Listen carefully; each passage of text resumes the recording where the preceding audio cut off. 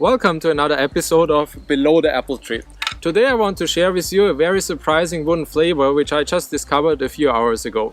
I had a friend over here in the garden who is a professional tree surgeon, and he was cutting down two conifers who simply grew too big and were shading out most of the fruit trees and also absorbing a lot of water during the really dry summers we have since years now. While he was up there in one of the trees, I suddenly saw that one of the branches had a stand of very beautiful and delicate pinkish greenish flowers on it. It is a blue spruce.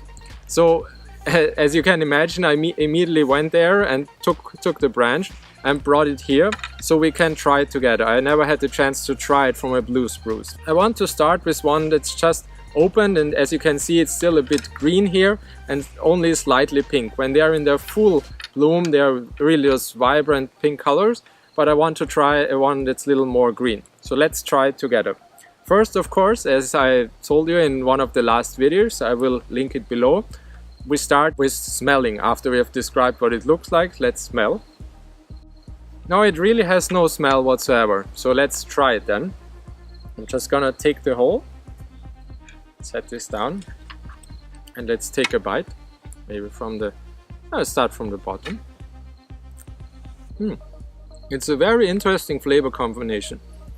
First of all, it is very crunchy. If you bite in, you can feel it really crunch, and it's very moist also. Then the next thing you perceive is quite a resinous flavor, which of course you would expect from a conifer. However, there is also a lot of complex others in it.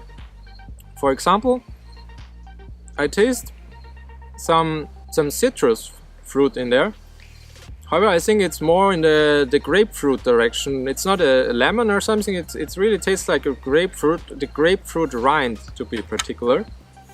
And then it's also very refreshing, although a bit astringent in the mouth, so the mouth stays very dry afterward. You might know it from red wine. A really long aged red wine has the same mouthfeel, but it's not a negative thing at all. And the more you get to the greener part, the fresher it is, and the more it tastes like a grapefruit. It's crazy, coming from a conifer. You know what? I'm going to collect all those flowers.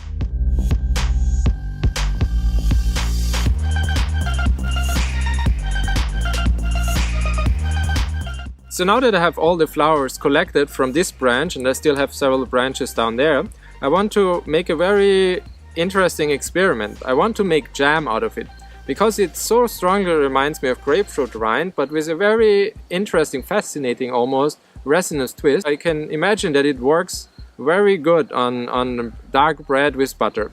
So what I'm going to do is collect all the other flowers and then, boil it down with sugar, and then I will report back to you what it tastes like, and I'm also going to show you the jam.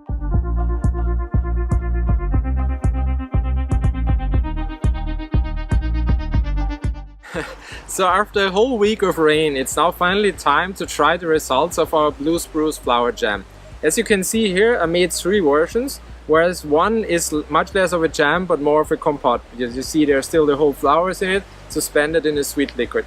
The other one that I made is a proper jam, where I cut the flowers into small pieces, and then the last one is I made a pureed everything and made a very fine jam. So I'm really curious to taste it now, especially in combination with those dark rye breads which I just bought from my favorite bakery here in Vienna, and this very beautiful yellow butter. I've been waiting all day actually to finally cut into this beautiful bread.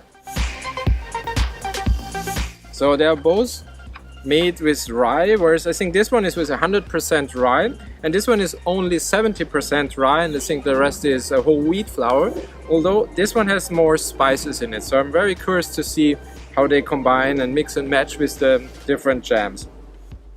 So let's try at first the 100% rye one. Let's put some butter on it. Let's try it first with the jam with the pieces in it, just in one corner, and the same on the other bread. It's time to give it a try. That is a really wonderful combination. With the dark rye bread and the butter, it perfectly balances out the a bit stronger astringency from the jam. It reminds me of a rhubarb jam, but still with the resinous component in it, and also this bit stronger astringency, and also a very slight hint of grapefruit rind. It's a really good jam. So it's something very different, that's for sure. So let's put this one to the side and try it now with the only 80% rye. Pretty similar, although I really prefer it with the 100% rye.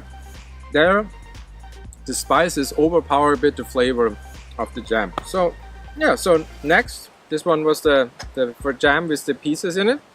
Next, let's try it with the pureed jam. I'm not too big of a fan of the pureed version, to be honest, so I wouldn't recommend making it as a puree, because it evens out the flavors and then it tastes less strong and less special, simply. So with small pieces in it, it's the perfect version for sure. Now let's put it to the side, the bread. And now it's finally time to try the compote with the strawberries, just freshly cut. And then I think let's just take the compote and add a bit on top. You can see better here.